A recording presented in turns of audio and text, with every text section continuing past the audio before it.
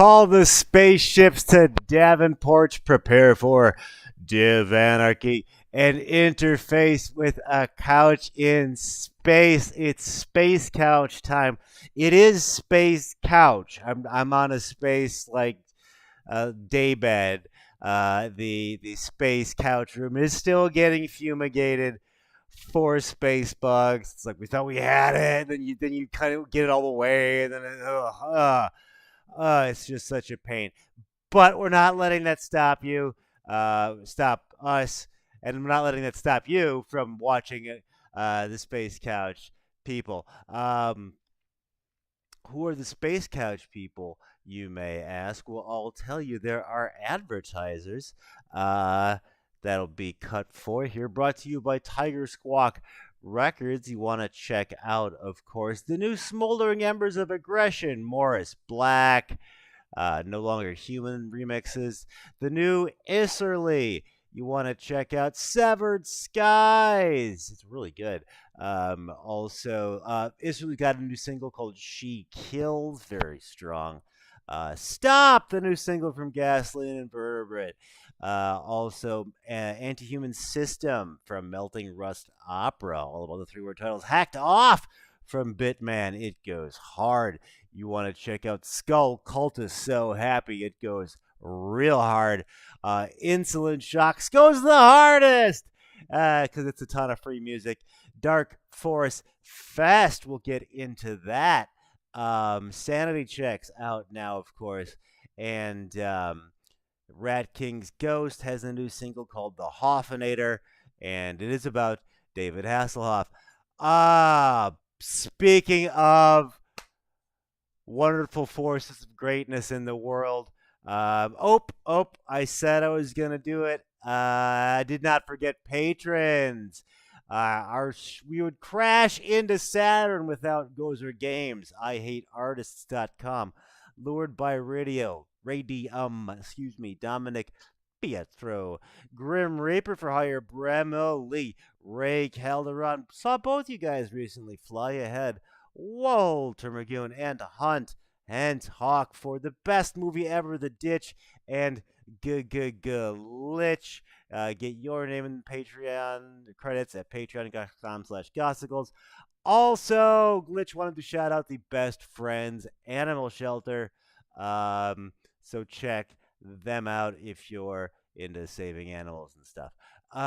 Okay, so I am also into our guest. Recently saw them, but Space Couch is an opportunity for even more learning, continuing education here on Space Couch. We're all about science. It is space. That's what space is made of. It's made of science, and it's made of mostly nothing. An absence, if you will, an absinthe. Ladies and gentlemen, here they are, Absinthe of Faith. What's going on, guys? Hey, Brian. Hello. All right. We have not. It has not been an egregiously long time since we've gotten to see each other, but I am happy to see you all the same. I don't have a fancy title for this yet, but I think I'm going to make it a feature of the show.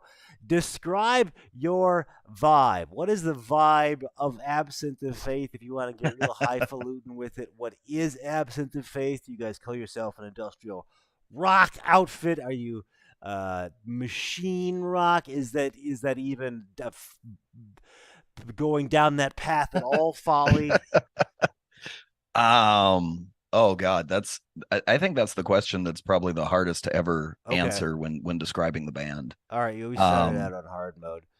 Oh yeah, that's fine. I mean, you get more achievements that way. A lot of that on this one, everybody. Well, right. No, I think the easiest way is it's kind of a melding of different genres, I think, to just try to kind of pigeonhole us into one. I mean, obviously there's certain industrial aspects, there's certain electronic aspects, there's certain rock aspects.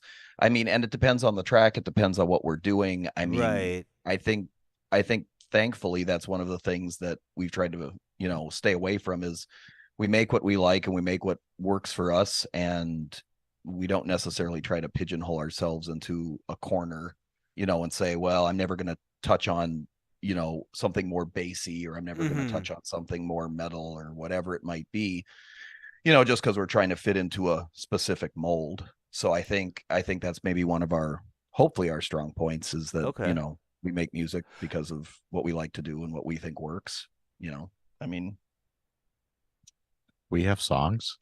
Yeah. Well, I mean, that's. I just show up and play bass. I don't know what's going on here. I think there's a quiet majesty to we have songs though, because it's like meaning. For example, you can do an impression of a gospel song, like somebody, hey, what are the gospel songs, like animals, video games, And if that's somebody Miguel were on the weekends right there. I mean, what's that? that's Miguel on the weekends. I mean, that's what he. I mean, but like I couldn't do the same thing really with Absinthe of Faith. Like do an impression of an Absinthe of Faith song. It depends which song. Like you guys are like, I'm a dirty pervert. Yeah.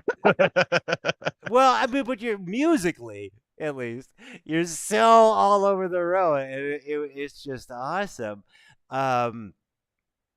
I think it's just different live, just because you feel it, you change it a little bit depending on like when it's recorded, obviously, because you're playing live instruments too. Okay. So that's what I enjoy about playing live, is it's what you feel at the time, so it kind of changes a little bit when let's you're do playing that, those because tracks. it's like let's just do the industrial elephant in the room. Like we all just spent 4 days in a van together. I was tripping enough. 4 it was longer than that, wasn't it? Well, I was only there for like 5, I guess. That's 5. I punched out early. Well, I mean, I've done it. What was it, 2 last time, and like a couple times with you before. So okay, yeah.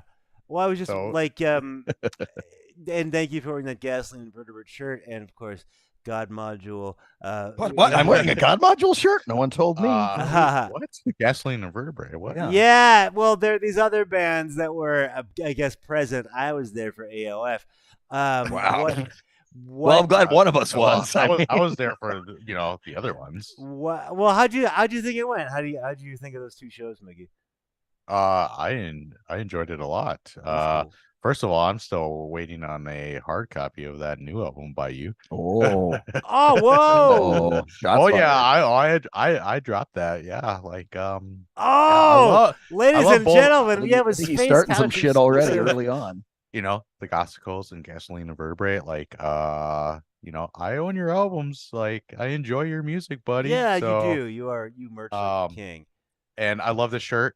Thanks, man. I put it on the very next day after I bought it, obviously. Because it was his only clean shirt. You spend cash money. It was the only clean shirt he had that day. Yeah, so he's got a. But no, literally, the deciding factor. I do enjoy sharing the stage with you guys when I get to play. It is a pretty good live, vibe. I mean, we have a lot in common. It's fun. It's almost like getting to see friends, and it's pretty great. Yeah, it's enjoyable. I enjoy. We didn't work in a cheese castle on this one with that. What we did do, and audience members will recognize he is advertising this on past shows. Speaking of past, I think we might have hit another temporal vortex.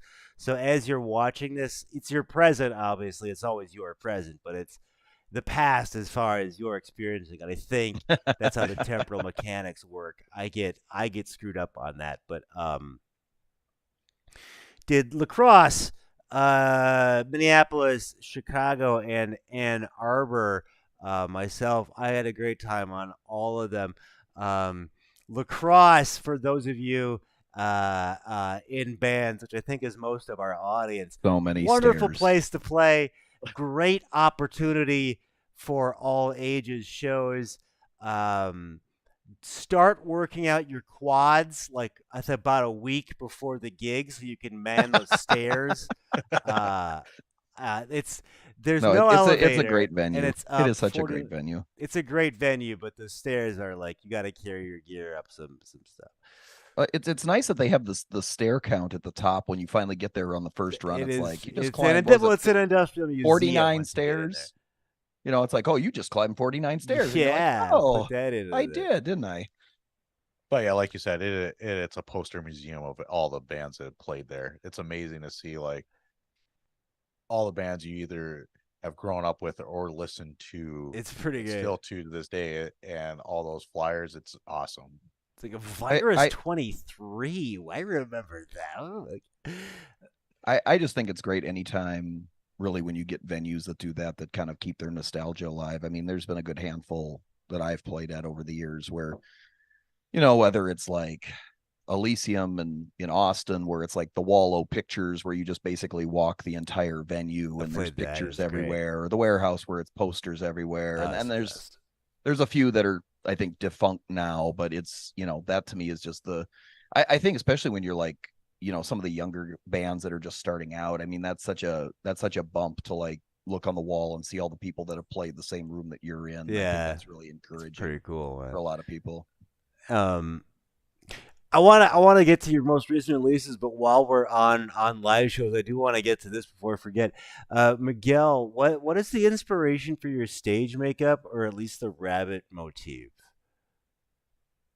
Like I tell everybody, obviously, my favorite villain, no matter what, is always the Joker. Okay. So my smile is that. Okay. The way I do the big long smile and lipstick across my face with the curls. Not only that, but the fact that I was a big fan of J.L. Barr, the Crow comic, obviously. Oh, so cool. That's okay. all a big inspiration when it comes to the makeup. And then musically, I'm a big fan of White Zombie and Rob Zombie himself. So the makeup also is kind of, the X and everything, burning the X in your forehead. Okay, awesome. And all that is, from him too. So I like to mix it all. And then there you go. I mean, that's pretty much it. The lines on my face. You like horror? What? I don't like horror. I like all kinds. Come on. I even own an American Tail 5-foot poster. There you go. So, come on. Like, I like all kinds of he's the king of 5-foot goes west, this guy. But yeah, that's the go-to when it comes to makeup. I like to mix up. I can totally see it now. Thank you for the source material. Oh yeah. Well, speaking of material, we got to get into this because it dropped fairly recently, and you did just say full album. I will get into that, but because I prepared the clip, this will be looks like I set this up as cut 7. Let's take a listen to Almighty, the Way Off Bass.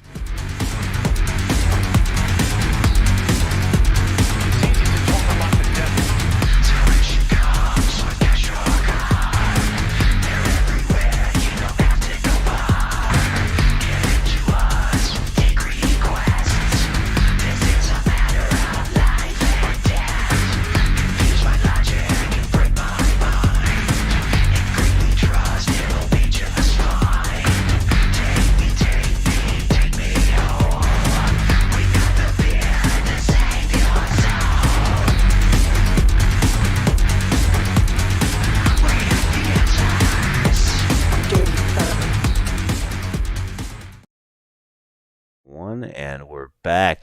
So, what inspired you to release that as a single? Well, what we had done previous is we had released a previous version of that on a comp album with the artist collective that we had been working with. Okay. And so the thing was, it kind of took shape after it was released. Miguel wrote the bass section for it and kind of had that old school kind of Thrill Kill-esque kind of nice grimy, bass in there that I know I really liked. And when he kind of, after like a couple run throughs, I was just like, oh, that's you got it. Like, okay, it's perfect. And so when we were playing it live, like what you're really hearing live is that version. Oh, cool. So okay. It was kind of like more just respect to the track to kind of like, okay, we need to release this upgraded version of it with, cool, all the bells and whistles at it and a few tweaks. And then it's got, the full bass take in it and, Miguel's almighty bass coming in and being all dirty and grimy to round out the track. So kind of gives it an extra little little punch makes it a little bit more driving. Well, that's cool because like, how many times have you seen the band live and you're like, oh my god, these guys are awesome, and then you buy the CD, you're like, fuck is this shit? It's like a different band. This doesn't sound anything like what I purchased. Cool. The other thing I want to get into because it's a good song, but I'm on the compilation too. Is the Kill Lock that was cool. So we'll cut to the track now. This will be Solitude from our guest today, Absinthe of Faith, off the Kill Lock soundtrack.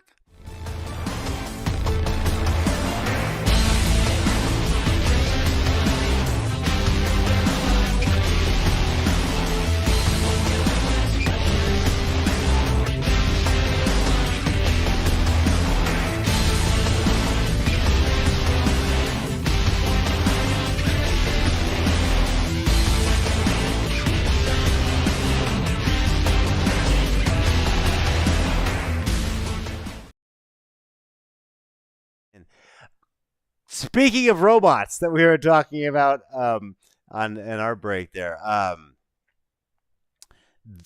so tell us about the concept as far as you understand it of the the album, and then give us sort of the inside skinny on your track therein. So so a while back, when we were on tour with Hosiko, we ended up playing, we're doing some East Coast dates, and we were hosted by the wonderful Jim Simonik from Distortion, Electronic Saviors, all that awesomeness. And so Jim and I have, been buddies for a while and talk shop often. And he was talking about working with one of the guys that had done some animating work for Transformers and done some different things with, large giant robots that, of course, I was like, tell me more. Right. And he's like, well, actually, he's like, we're doing a soundtrack for it, and would you be interested? And I said, yeah, I think that would work out nicely. So he kind of threw it out there, and there was a track that had been kind of roughed out that was more almost film score sounding that I'd been kind of tinkering with for a while. And it basically needed a little bit of direction because I wasn't really sure like what the motivation for it was. And he's like, well, before you start working on it, let me get you a digital copy of the novel, so you can read through it if you'd like. And I said, well, I feel like if I don't read through it, like there's no point, because I need to understand like what this is going towards. And I read it. The artwork was gorgeous. The storyline was really compelling. Like, I was actually surprised how good it was. And it was kind of a page turner. Like, at first I kind of breezed through it, and I got a couple pages in, and I was like, oh, I need to actually like sit down and read this when I have, like time, because it wasn't just like a quick skim and, oh yeah, that was cool, I'm done. So I went and I like took the time, read through it thoroughly, was kind of looking over the character development and just how much there was a lot more depth in the characters than what you would expect for, like, if you tell somebody, hey, I'm reading a book about 4 robots, you don't really think like, okay, great, 4 robots. And then you start to read and you realize there's this whole like different like class and humanity aspect to each of the characters in it. And it was kind of an easy, inspiring thing to kind of push the song in a particular direction. Okay. So once I got done reading it, I was like, okay, I totally know where I want to take this thing and which direction I want to push it. Okay, cool. So it's directly inspired by the character experience or something like that. Yeah, and there was a chunk of the lyrics that I had kind of a rough concept for before, and there was some lyrical spots that weren't finished out. It was just like kind of roughed out. And then after I started reading about like some of the different characters and kind of, I don't want to give too much away, especially if people haven't read it yet, but kind of the direction that the characters go and like the things that happen to them throughout the novel, it was like, oh, okay, this makes way more sense on how to like kind of shape the lyrical content of it. And I think so high level for you at home, there's a comic book essentially called The Kill Lock. It's fucking awesome. Check it out. And then Distortion Productions put out what we're calling a soundtrack, sort of songs inspired by. And you can check out our guest's song Solitude. Also, the Godsicles and Gasoline on that one. And it was cool that we did that tour with Gasoline and Vertebrate for me because I'd never actually seen the copy before, but I do that song live. So it was kind of like a bit of kismet. It was good. I like your contributions, sir. It was well, thank you. I was very proud of that. As you should be. Well, thank you, but we're not here to talk about me. We're here to talk about you. And okay, so we got a leak at the top of the hour, but so quick, for those of you at home, the AOF Absinthe of Faith has been sans a full album, at least as far as we have, for a while. But am I understanding you correctly that is about to change? Yeah. So the full album is this is like, if I was going to go into percentile, it's probably about 80 to 90% done. Okay. Final mixes, masters, whatever. Just needs to be like _final. Right. You know, like it's pretty much there. The part of the reasons we actually held off on it at one point, right pre-pandemic, it was pretty much like locked and loaded. The big thing was we had talked to a couple different perspective labels, and you know, the idea of having label support was definitely something in our wheelhouse that we would have liked. And so we had some different nibbles. We had some interest definitely expressed from a few different labels out there, which was great. We got the social media, that we got the Facebook page hacked by a wonderful hacking group overseas, which most of the fans know by now. There was the infamous hacking of 2020. I've had that shit happen. Yeah, and so basically we lost all of the admin rights to the page. So the page kind of sat dormant, and it was a lot of sending in reports and filing whatever to, you know, no one that was responding. Okay, yeah, album. So I digress. So anyway, we were trying to A, get the label support that we wanted, and B, get the album out there with the ability to promote said album. So we were kind of sitting on that. So now we've kind of resolved at least a chunk of that. It's to the point where now we can at least put it out on multiple fronts and get the support that we need. So we've got some label talks in the works as we speak. And so hopefully you will see that sooner than later with, you know, supporting dates and all that fun stuff. Okay. Oh, supporting dates. Yes. Going out. All right. Very got cool. Some different supporting dates with different folks out there that are. Well, you guys, Absinthe of Faith, are road animals. You guys tour so hard. I was wondering if you could give us like a tour tip. Oh God, there's so many. Shit. I would say one of the biggest ones is, especially if you're, I guess if the tips are going to a newer act that's starting out. Yeah, sure. Be as self-contained as possible and bring backups of things. Yes. Backups of backups backup if you have the cables, backup mic, plan. And this is no slam on any venue out there, because I love like 90% of the places we play, and I'm always thankful to anybody that hosts us and welcomes us in. But plan on venues that might not have every last detail the way you personally would like it or might be able to accommodate. So that means if you need to bring extra cables, DIs, mics, lights, anything that you can do to make your plug and play process easier, do that. And also, and this is not like a slam on anybody, but sometimes pecking order is a really big deal. If you are, you know, the first or second band of the night, you know, don't bring more than a stadium show. You know Less. What I mean? You know, yeah, exactly. Sorry, my sarcasm carrying over. Like, you know, plan for, okay, I can get my stuff set up in 15, 20 minutes tops, get my sound check in, line check, whatever you're going to do.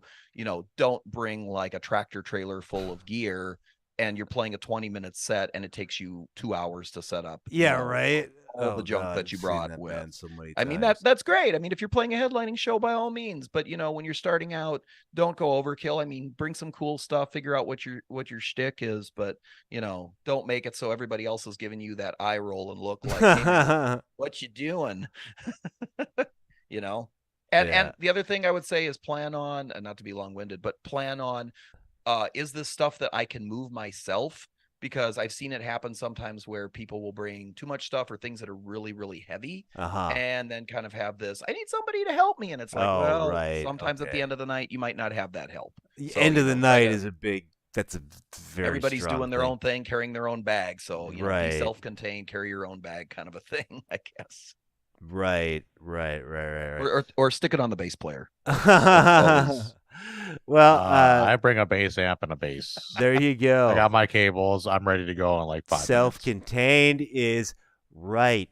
Well, our erstwhile tour mate Andrew of God Module wanted me to ask if I was going to ask Jarvis about eating butter by itself, or Wisconsin magicians with whom you have a beef. Oh, it's not really more of a beef. It's more of an intrigue, really. Okay, you're intrigued. I've heard about this guy eating a stick of butter. I mean, you butter is delicious. But a stick of butter. What do you wrap that in, a tortilla and just eat a stick of butter? Nah, man, I'm sorry. You just peel it. It's like a banana. You just peel it. It's good. Take a good chomp. No space judgment here. No, I mean, goes down smooth. There you go. It comes out that way too. Well, less conversion. Sometimes it depends how much.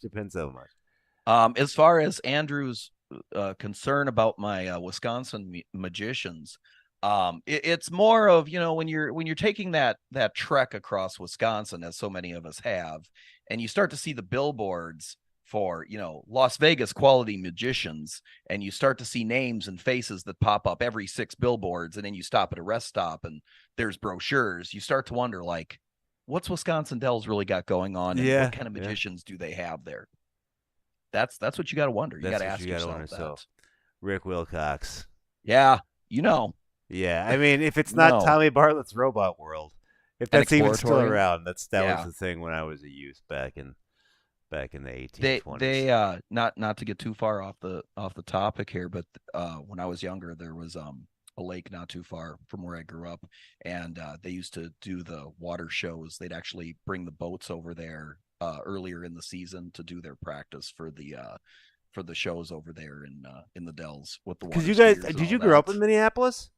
Yeah, pretty much all my life. But they would bring over, I don't know if it was because like their water wasn't proper or whatever the deal was, but they there was a lake that like hardly anyone used, and we used to go down there, and they'd have like all the boats set up down there, and they would do like their like water ski with like people stacked on top of people. Wow. Okay.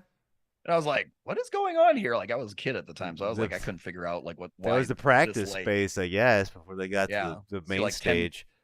Like a pyramid of like 10 people stacked on top of each other getting pulled by a speedboat. You kind of notice, I grew up in Milwaukee, Wisconsin. And for those of you around the globe who may not know what we're talking about, there's a very weird region of Wisconsin where the land is like a little funky looking, and they just sort of decided that this was going to be this bizarre, new agey Las Vegas, but like with new age, but like with this roller coaster sort of molecule attached to it, like because you get these weird like gravity doesn't work here, like the crystals, but like also bumper cars shaped like unicorns, like it's really bizarre, upside down houses, totally right. It's a whole different place, and Las Vegas quality musicians. Well, but speaking of Minneapolis, like.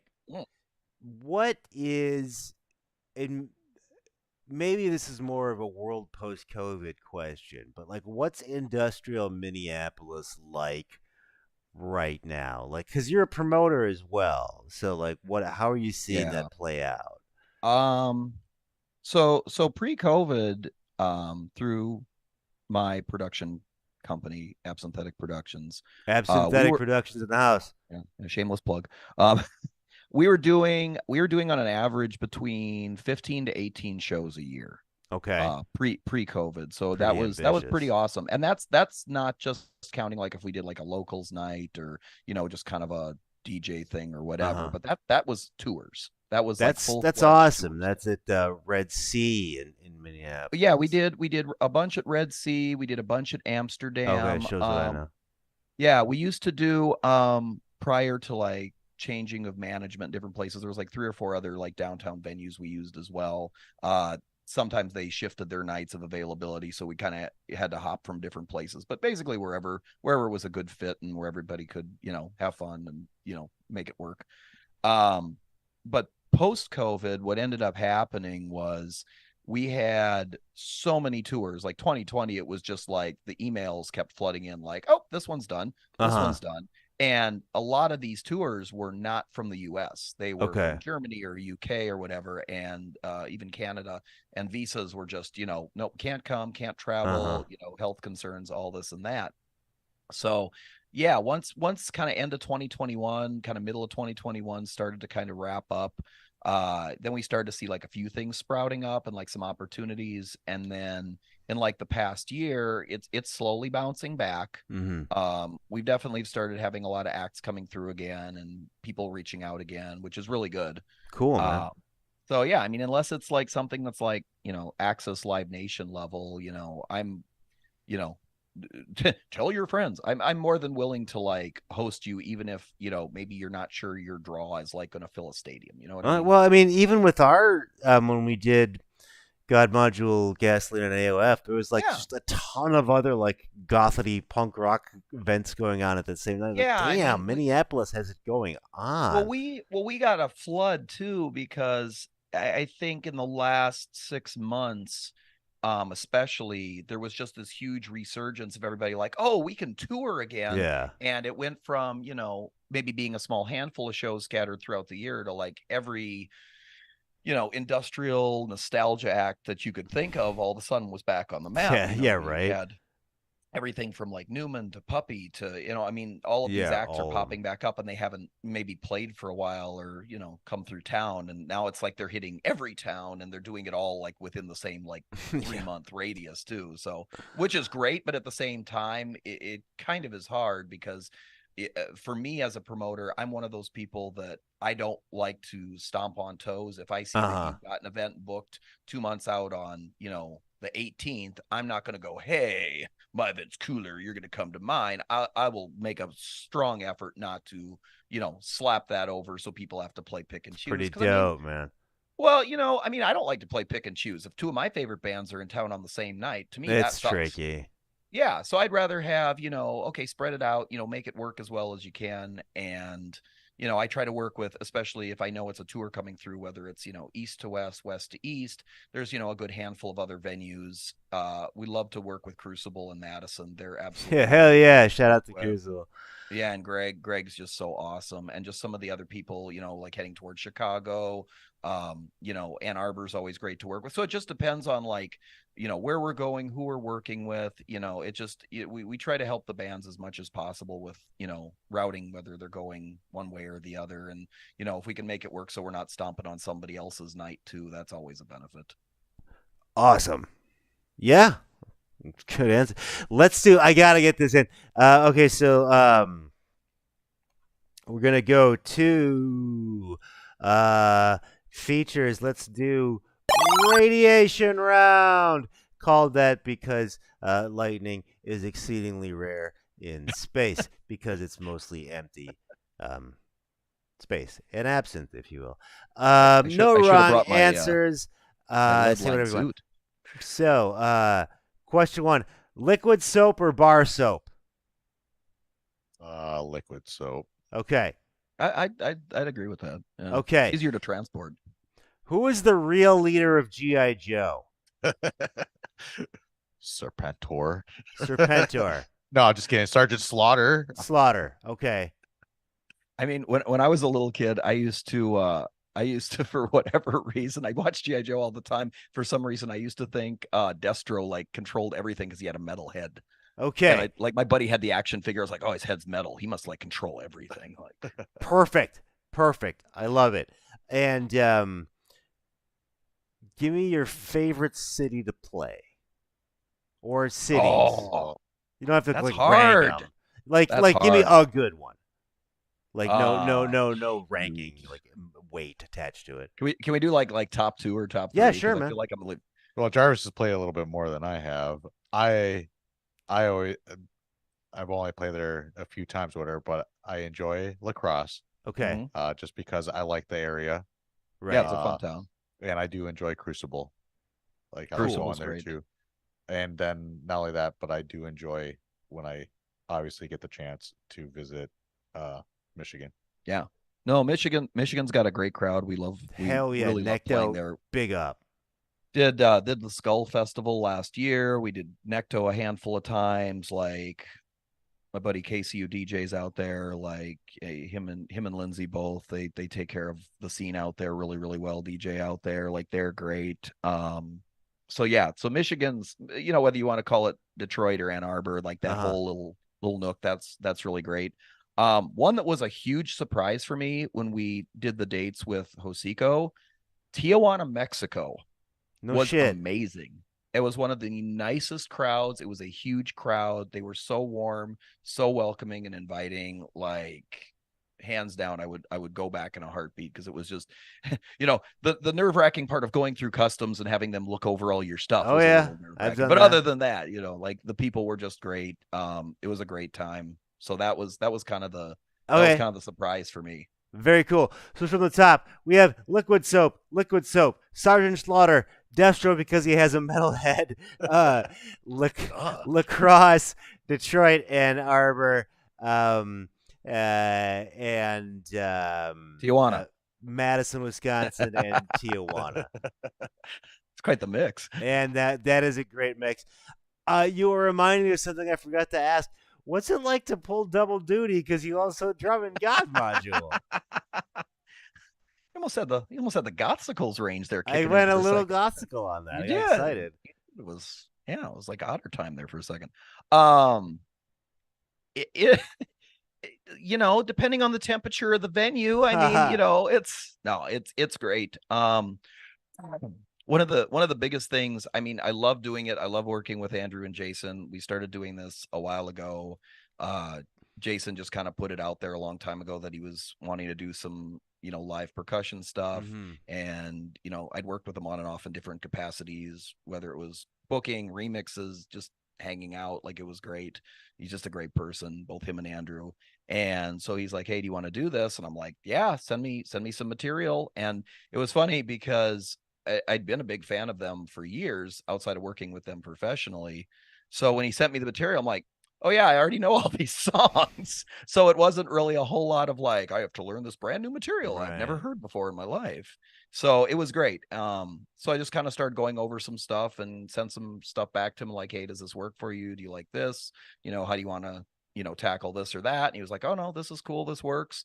So we did like Mechanismus. We did Bar Sinister in Hollywood for their Halloween show. That was just fucking amazing. Awesome. It was just huge crowd, very awesome. Yeah, that was Halloween, great. That's probably shit, but like, as far as the tour things started going, it almost got to the point where, like, when we were talking and discussing it, I'm like, depending on what our lineup is, I'm like, I don't know if I can do direct support. You might have to find, for future reference, another act in between, because I need 5 seconds to like run to the bathroom and get a glass of water after. Right. For our audience, Jarvis is the front man for Absinthe of Faith, and also the drummer for God Module. So when they play together, it's a lot of work.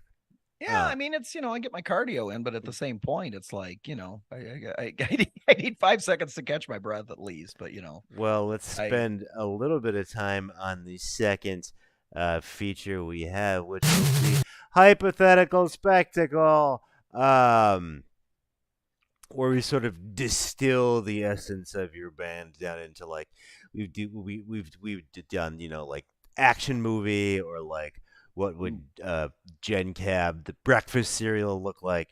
I was thinking we could do like Absinthe of Faith, the video game. Like, what do you think? Like, would this be like a Tetris thing where you try to like get all the crazy roles you guys play into like fit into a box, like promoter, musician, bassist? Or would this be like a brawler, like a Final Fight brawler, where you could choose between you guys and your powers? Like Alex can put up that house coat and he turns invisible, Right. Right. Or Miguel, you got like rabbit powers. I mean, the fighting game would be like the total easy answer, but I mean, for me, if I wanted to like, really have some fun with it, it would totally be like the old school, like Castlevania style. Love it. Love it. Okay. Like Simon's Quest, because everybody loves that one. Oh yeah, yeah. Where none of the clues make sense, but you have to collect everything anyway. Like, why am I collecting this bottle of absinthe? What does it do? I don't know, but this curse sucks at night. Well, great. Let's go with that. I love what do I do with these items? Why do I have this selected? Oh, 20 years later, that's what that item does. Do not have faith. Okay, all right. Right? But have an absinthe. Mine would be more side-scrolling Altered Beast style. Yeah. All right. So like an Altered Beast Simon's Quest hybrid. I love it. You rise from your own grave and have to kill yourself. Turn into the werewolf at night. Mine would be what a horrible night to have the were-rabbit, and then turn into the werewolf. I love it. And but we got to make it like all absinthe and faithy. So like there's got to be a level at Red Sea, right? Oh yeah. And like trying to get to all the venues and figure out. Yeah, there's a level that's you just going point. up the stairs at Ooh, it could be all the different venues and all the different challenges. It's all the different venues on tour. All the venues are locked. You don't have a key. Oh yeah, and the power-ups are like sold out of all your mediums. Woohoo! Right? you just leveled up like an extra 5 XP because you sold out of your shirts. Well, yeah, one less thing to carry, right? You guys do have a lot of merch. Check into Bandcamp, see if you sold anything. Right.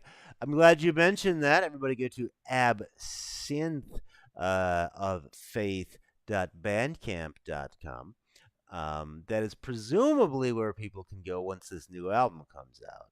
Yeah, and you can go there and find some of the singles, and then we're on for like a lot of the remixes that we've done. We're on a bunch of the different like streaming spots, the usual. And that is true too. You're setting me up for the one more thing I wanted to ask. You've done great remix work for me a couple times. God Module, of course. Do you have like a remix philosophy, or is it just kind of whatever you grapple onto in that? Well, surprisingly enough, I've got one in the works that you'll probably see. Well, it depends on when they want to release it, but one in the works that'll probably be out within like the next month and a half, depending on. Can you say, or is it secret? It's secret. I don't want to blow their release date. They're in the driver's seat for that, and I don't want to step on toes. But yeah, there's one about a month and a half. You'll probably see word of it or get some hints or some buzz on it, but. I don't know. For me, it has to be.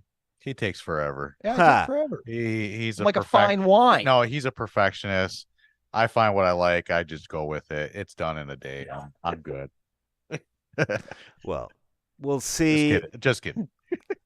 Not done in a day. Not done in a day. No, it has to be a track that catches me. I mean, there's a lot of tracks that I like, but if I listen to something and there's something that I think I can do with it or take it in a completely different direction, then that's the one that I try to work with. I don't want to just make a mirror image of what the previous track was. I mean, there's so many great industrial tracks where you're like, oh, and then there's a remix album, and then the remix is maybe like pretty much the same song. Why did I just spend $10 on this? Yeah, and it doesn't necessarily make it bad, or it might still be a really great track, but I like to take it at least far enough in a different direction where I feel like you kind of make it your own a little bit. Right. That's really cool, man. And I had that's what I like about remixes. And I had a couple musician friends like way back that were like, I asked them like kind of what was their main approach this is like 10, 12 years ago, maybe longer. And they said, well, what I like to do is I'll listen to it maybe once if I don't know the track, like if it's a new track to me, and then I'll gut everything out, but just maybe the vocals or the vocals, like, a part of a melody. And that's kind of a really good way that I approach it too. Like I'll listen to it maybe once just so I can get the kind of flow of it, what the tempo is, and, maybe like the key or chord changes or whatever. And then it's pretty much, chop it all out, but the vocals, and then maybe even chop them up a little bit too, or, do whatever I'm going to do to it. And then, basically build it up around what's left. Dope. Yeah. You got to find that mix, right? and pardon the pun, but it's like you don't throw it all out the window and just like use it begrudgingly, the original material. But we are on a rogue flight path out here in space. I'm going to bring this flying couch back on into the station. Anything we need to know about this upcoming album? I wasn't expecting the announcement. Does it sound like particularly one thing, or is it in the AOF sort of gestalt of all over the road? So there's definitely, if you've seen us live, you're definitely going to get those tracks on the album. So I mean that's kind of a given at this point. All right. There may be one or two that we've done kind of like one-off tracks that might not be on there, but the bulk of what you've seen live is going to account for probably we'll finally get it.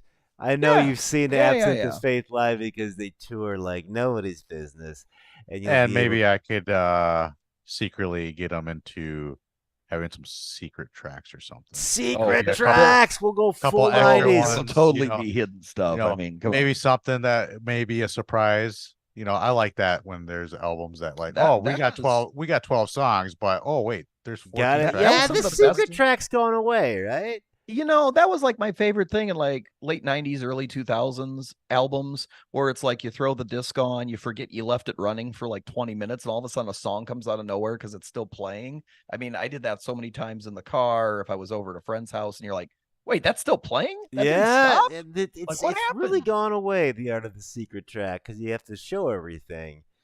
I think, with the digital thing, I think that's kind of... I've seen some attempts to get around it. It's never really quite the same. Yeah. But maybe we'll get some outtakes and some other stuff. Awesome. I mean, all available, maybe, on an album that we'll see if it comes out on a label or not. Well, and what we're gonna try to do, I think, too, when the album comes out, we've got a lot of like live footage and different things that we've done, over like the last year or two or whatever. And we definitely are never the type that want to be stingy with content. Okay. If you buy something, or maybe you picked up a couple of singles before, like, here's some videos, here's some live stuff, here's us being, outtakes being completely moronic, not that you need to see that anyway, but it's recorded. It's recorded. I don't know why I do it. I don't know why he does it either, but now there's evidence wonderful of it. and magic, and I love to have fun and be embarrassing because I want you to be happy. I think Jarvis. What it is if we release it, then the internet can't exploit us prematurely. There you go. So then that way we've already made asses out of ourselves. So then it's less ammo for them. Exactly. Yeah. More like same acronym. Asses of Miguel. Yeah. Asses of Miguel. Well, that's right, the side project. The many asses of Miguel. I knew this was like a discography right there. When you're waiting for this guy to do a sound check, it's you got to have fun. So that's you got to do it. Just joking around, got to have him laugh. Okay. We got one last little shameless plug too. We got some like live stream stuff that's gonna come up probably like in the next month or so too, to like keep an eye out for that too. So where should people go for that?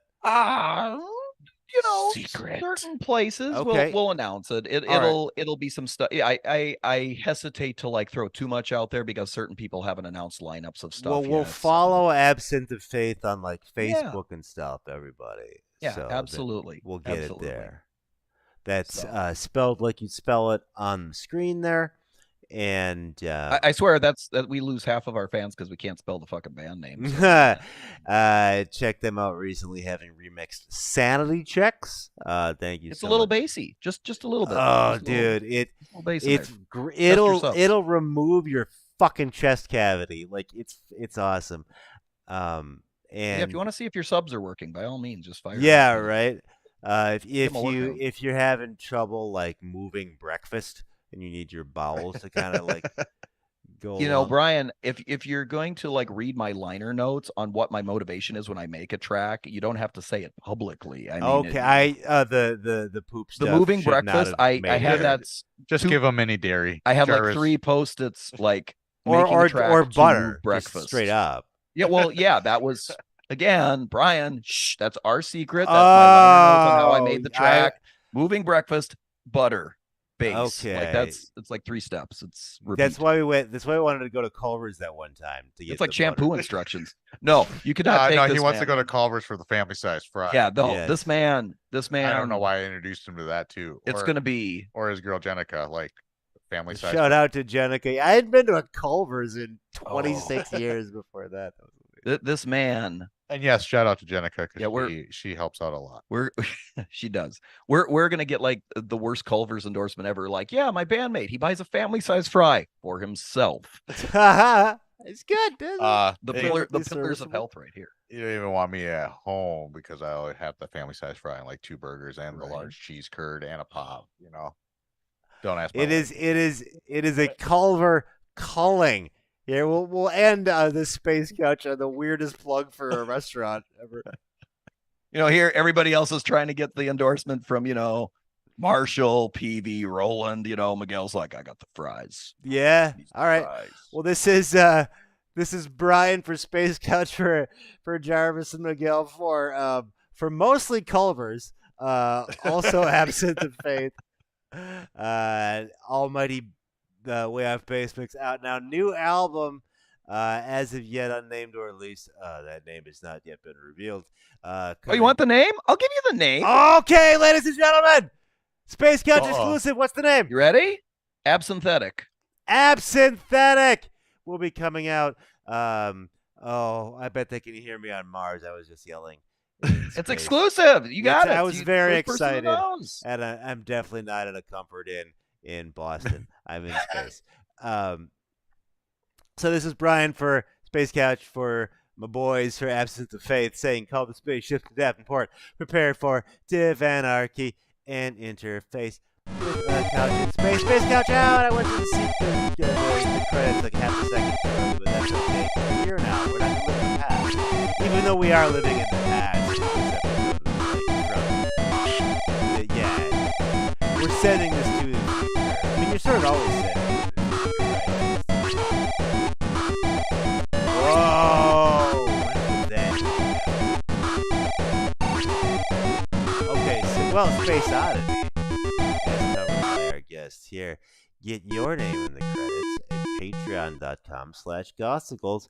Shout out to Christian Wenner, who is the newest patron who we just met at that Dark Force Fest where I got to see at least Jarvis drum for the Immortal Pardon the Pun God module. This is still going. Okay, I gotta get up to. We'll just let the dancing spaceman go.